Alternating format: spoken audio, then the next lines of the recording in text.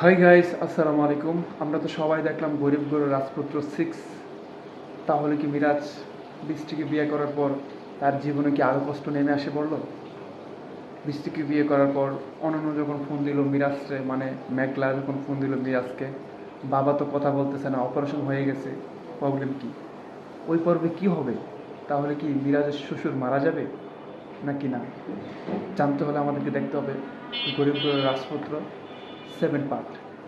7 পার্টে মিরাজের শ্বশুর মারা যাবে নাকি থাকবে, কি হবে? মিরাজ তারপর বাসর করে বৃষ্টির সাথে কথা দিল। বৃষ্টি বলল, তুমি কখনো আমাকে ছেড়ে যেও না। মিরাজ তখন ফ্ল্যাশব্যাকে আবার মেঘলার ওই সেম কথাটা দেখছে, কখনো আমাকে ছেড়ে যেও না।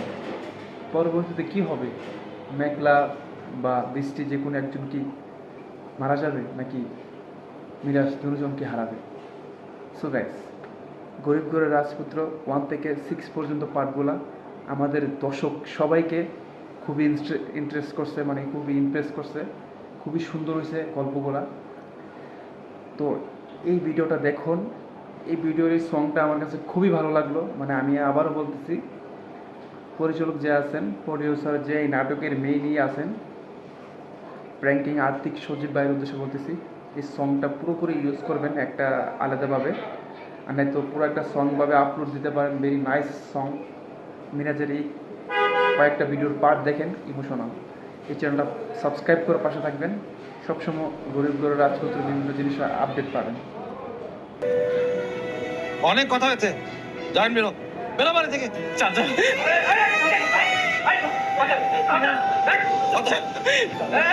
চাচা মাত্র 4 লক্ষ টাকা, তাহলে মেঘলা যেতে পারবো না। চাচা চাচা আমি রিকোয়েস্ট করতেছি, রাজু রাজু প্লিজ আমাকে 4 লাখ।